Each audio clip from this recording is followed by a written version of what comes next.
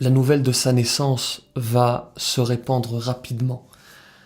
Problème, ils ne vont pas l'accepter parce qu'il ne répond pas à leurs désirs. Dieu le dit dans le Coran d'ailleurs. كلما جاءهم رسول بما لا تهوى أنفسهم فريقا كذبوا وفريقا يقتلون. Mais à chaque fois qu'un messager leur vient avec ce qu'ils ne désirent pas, ils en traitent certains de menteurs et ils en tuent d'autres. Isa, alayhi salam, Jésus, n'est pas le prophète qu'ils souhaitent, n'est pas le prophète qu'ils veulent. Ils sont dans leur petit confort. Ils avaient pris des habitudes et ils ne veulent pas que ça change. Ils ne veulent pas changer leurs habitudes. Et ça me fait penser, dans une moindre mesure bien entendu, petite digression, petite parenthèse, ça me fait penser à certains de nos coreligionnaires, à certains musulmans. Je ne vais pas généraliser, bien sûr, c'est un fléau qui nous touche, certes, mais qui est tout de même fort heureusement minoritaire. Certains coreligionnaires qui, lorsqu'ils sont face à une question à laquelle ils n'ont pas de réponse, ils vont se mettre à questionner les imams, tour à tour, les uns après les autres, jusqu'à trouver la vie qui va leur convenir. En fait, ils savent à l'avance la vie qu'ils vont suivre. Ils savent ce qu'ils veulent faire. Et souvent d'ailleurs, ils suivent la vie qui demande le moins d'efforts. C'est ainsi qu'est l'être humain. Je disais donc qu'ils savent à l'avance la vie qu'ils souhaitent suivre. Mais en fait, ils veulent coller cette responsabilité. Ils veulent coller la responsabilité, encore une fois, je ne généralise pas, mais bien entendu que cela existe. Certains veulent coller la responsabilité de leur action sur le dos d'un imam pour dire « de toute façon, je suis tranquille devant Dieu puisque l'imam l'a dit ». Oui, mais vous avez posé la question à 10 imams. Évidemment qu'à un moment donné, vous allez trouver la vie qui vous intéresse. Ce n'est pas ainsi qu'il faut procéder. Et d'ailleurs, ils existent, fort heureusement, ils sont peu, mais ils existent.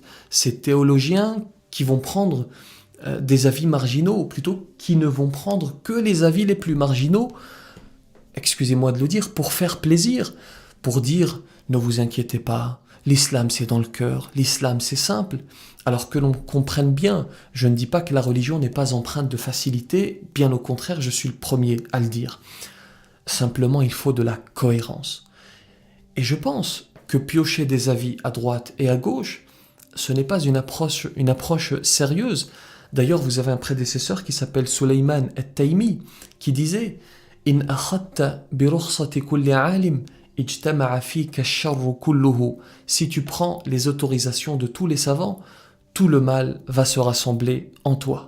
Bon, reprenons après cette petite digression. Je vous disais donc, ils n'acceptent pas ce prophète. Ils veulent un prophète selon leurs désirs. Ils ne l'acceptent pas alors que les miracles se succèdent et que la vérité leur fait face. Vous imaginez, il naît sans père. Il n'a pas de père. Il parle dans le berceau. Il y a également d'autres miracles qu'on pourrait citer qui sont dans le verset qui va s'afficher. Écoutez bien, ce sont des versets auxquels nous croyons. Il est capable de révéler, et c'est le verset qui l'atteste, il est capable de révéler à n'importe qui ce qu'il a mangé et ce qu'il a chez lui. Par la permission du Créateur, ça c'est la deuxième des choses, deuxième des miracles, ou plutôt quatrième si on compte les deux que j'ai cités auparavant, par la permission du Créateur, il utilise de la terre, de la glaise, pour former un oiseau, il le façonne, il souffle dans l'oiseau, il souffle dedans, et l'oiseau va apparaître. Et l'oiseau est vivant, bien entendu, par la permission d'Allah subhanahu wa ta'ala. Il est capable de guérir l'aveugle-né. Il est capable de guérir le lépreux. Et par la permission d'Allah, encore une fois, il est capable de ressusciter les morts. Mais malheureusement, le peuple de Banu Israël ne l'accepte pas. Il cherche même à le tuer, lui et sa mère. Et le Créateur va faciliter leur départ, le départ de Isa alayhi salam et de Maryam, de la ville vers une colline, comme indiqué dans le verset qui s'affiche. Ils arrivent donc dans une colline tranquille, comme précisé dans le verset, tranquille, dotée d'une source. Alors il y a divergence sur la destination. Certains savants nous parlent d'un départ depuis la Palestine vers l'Égypte, mais encore une fois, comme précisé dans le premier épisode, les détails finalement n'ont que très peu d'importance. Après un certain temps, le Créateur va leur ordonner de rentrer. Isa alayhi salam a bien grandi, il commence à prêcher la parole d'Allah. Il va même s'isoler comme le faisait sa propre mère, comme va le faire le prophète sallallahu alayhi wa sallam. Il s'isole pour se rapprocher de son Seigneur, alors que dans le même temps, son peuple veut toujours sa mort.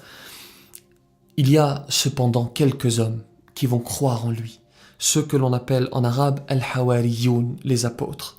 Ils vont d'ailleurs vivre un miracle extraordinaire avec Isa alayhi salam, miracle que je n'ai pas encore cité. Il va également recevoir le livre Al-Injil, l'évangile, pour renouveler le message qu'a reçu Moussa alayhi salam avec la Torah. Il y a également cet épisode avec Judas, le présumé traître. Que dit l'islam à ce propos? Est-ce que Judas a vraiment trahi? Vous l'avez compris, nous verrons tout ceci dans le prochain épisode, Inch'Allah. Je sais que vous